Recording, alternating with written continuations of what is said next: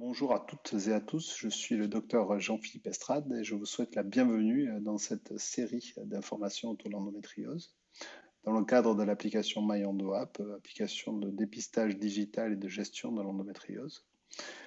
Pour cette première, nous avons choisi un thème d'actualité, donc l'endométriose et le coronavirus. Cette présentation a été préparée par le professeur Charles Chaperon et moi-même, issus du comité scientifique de MyEndoApp.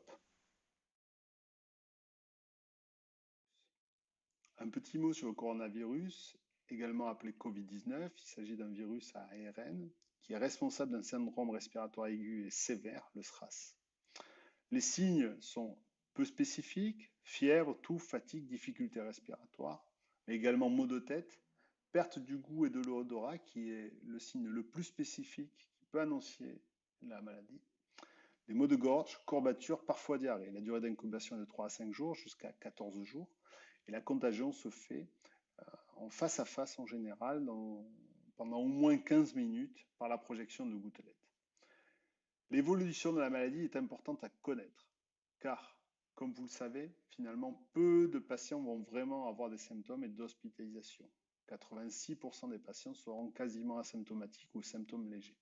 Dans 10% des cas, les patients atteints du coronavirus auront une hospitalisation. Et dans 4%, cette hospitalisation débouchera une réanimation et malheureusement, dans la majorité des cas, la possibilité d'avoir un décès. Comment définir le fait qu'une patiente peut ne pas avoir de symptômes et finir en réanimation? C'est parce qu'il existe une progression de la maladie en 3 stades. Le premier stade, c'est le stade viral, avec la symptomatologie classique. La deuxième phase, c'est la phase pulmonaire, avec le début d'une difficulté respiratoire et qui introduit la phase inflammatoire, qui dans la troisième stade va poser d'énormes problèmes aux réanimateurs, quand souvent ces patients sont au niveau de l'hospitalisation en soins intensifs et en réanimation et peuvent avoir de gros problèmes de santé. Les facteurs de risque pour passer d'une forme asymptomatique à sévère semblent être relativement connus. Il s'agit notamment de l'âge supérieur à 70 ans, le fait d'être un homme, de l'association d'une obésité compliquée de diabète et d'hypertension, de pathologies respiratoires et cardiaques, d'un tabagisme et d'une immunodépression. Malheureusement, se grèvent et s'associent des facteurs aggravants dus au long séjour de réanimation et la présence, dans de nombreux cas, d'embolie pulmonaire. Alors, quel est le risque chez les patients endométriosiques par rapport au coronavirus? Il est nécessaire de rappeler que l'endométriose est une pathologie complexe, certes, mais qui ne réduit pas l'immunité antivirale. Aussi, il n'y a pas de risque augmenté de développer une maladie sévère du coronavirus. Par contre, le risque de contagion, évidemment, reste le même et les mesures barrières également. Il faut considérer plusieurs choses. Le traitement actuel, votre stade et la situation chirurgicale, le cas particulier des endométrioses thoraciques, les autres antécédents médicaux et la grossesse en cours. Concernant le traitement et les antalgiques, un antalgique a posé problème. Ce sont les anti-inflammatoires non stéroïdiens. Ils doivent être en général arrêtés s'il y a une phase de maladie vraiment symptomatique, car cela a été évoqué comme un facteur aggravant de syndrome du respiratoire aigu. Il faut le signaler à l'équipe médicale. En dehors d'une phase de maladie symptomatique, ce médicament peut être continué. Le traitement hormonal, notamment la contraception œstroprogestative. Le Collège national des gynéco-obstétriciens a édité très clairement des consignes, car la pilule œstroprogestative, comme vous le savez, est un facteur aggravant des embolies pulmonaires. S'il n'y a pas de facteur de risque surajouté au Covid-19 et qui sont peu sévères, on peut poursuivre la pilule associée à une contention, c'est-à-dire des bas de contention. S'il y a des facteurs de risque surajoutés et que le Covid-19 est beaucoup plus symptomatique, on peut poursuivre la contraception à condition d'y associer une héparine de bas poids moléculaire préventive, Tivlo-Venox, en fonction du poids de la patiente. En cas de chirurgie, les chirurgies non urgentes sont à repousser, d'abord parce qu'il serait donc pas concevable d'avoir un risque de coronavirus pendant l'hospitalisation. Ensuite, les établissements de soins seront clairement orientés sur les soins du Covid-19, mais il est important de signaler qu'en cas de détérioration clinique, notamment dans les occlusions intestinales dues à l'endométriose, il existe des consultations d'urgence. Pour tout médicament et toute question supplémentaire, je vous demande de vous référer à ce site très intéressant sur le Covid-19 médicament qui permet de connaître l'importance du médicament et les relations avec le Covid-19, quel que soit le médicament que vous preniez. Dans l'endométriose thoracique, là aussi, c'est une notion qu'il est important de donner à l'équipe médicale qui prend en charge des patientes qui ont un coronavirus actif et une endométriose thoracique active, car, comme vous le savez, il peut y avoir des antécédents de pneumothorax récidive et augmenter la difficulté de prise en charge. Si la patiente est enceinte, pas d'inquiétude, il n'y a pas de transmission fétale ni de risque tératogène à ce stade des connaissances. Le suivi obstétrical doit être classique et adapté. Notamment, il est nécessaire de respecter le timing de l'échographie du premier trimestre ainsi que le dépistage de la trisomie 21. En cas de symptômes, il y a une même attitude que non en grossesse. Simplement, les tests de Covid-19 seront plus facilement réalisés. Le cas particulier du dernier trimestre, comme vous le savez, le volume abdominal empêche le poumon de complètement s'expandre et aggrave toute symptomatologie pulmonaire, y compris le Covid-19. Et tout ça sera pris en compte car, soyez rassurés, les protocoles médicaux sont diffusés, appliqués, connus dans toutes les maternités. Quelles sont les répercussions pour votre suivi?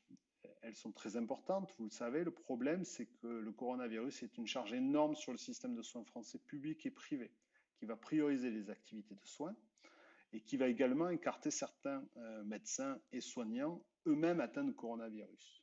Donc il y a actuellement arrêt de la chirurgie, de l'imagerie, la PMA, y compris de l'activité de consultation externe. Alors comment faire?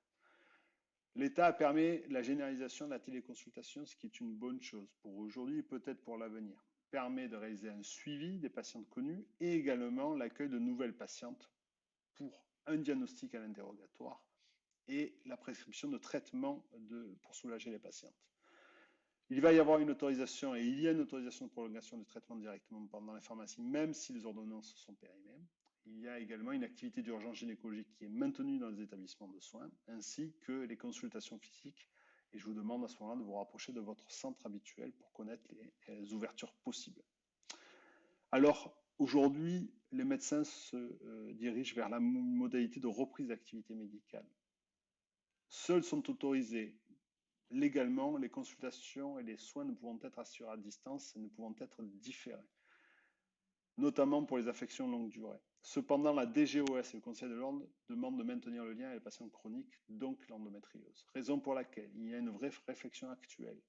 D'abord pour maintenir les consultations dans les centres d'endométriose et ensuite reprendre dans des conditions sanitaires exigées par la pandémie, donc a priori le 11 mai 2020, avec la possibilité de réaliser un score de probabilité d'infection au coronavirus avant la consultation ou une intervention chirurgicale, la mesure de distanciation sociale et mesures barrières dans les centres de soins qui va très probablement ralentir la cadence des consultations.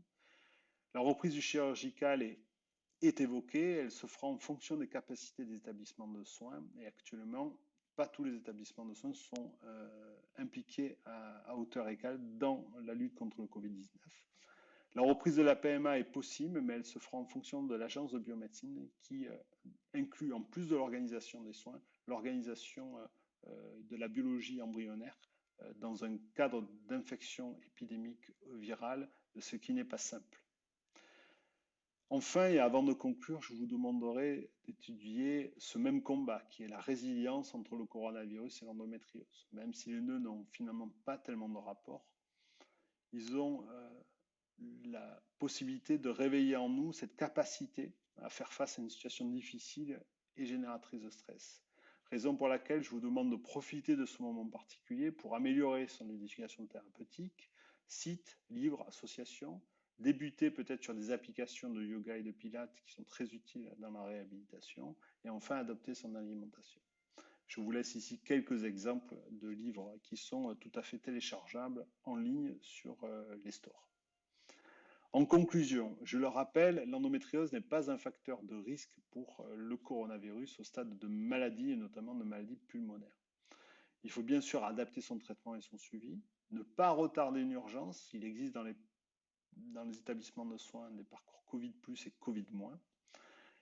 La communauté médicale aujourd'hui se prépare à la reprise des soins et sont très attentifs à ce qu'on puisse reprendre à la fois les diagnostics et les traitements, et qu'il faut peut-être profiter de ce moment pour mieux comprendre cette maladie qui est l'endométriose. Cette série d'informations et la deuxième étape sera donc la présentation de notre application, qui est une application de thérapie de digital de l'endométriose, du coaching du cycle menstruel. Merci pour votre attention, je vous souhaite bon courage et à très bientôt.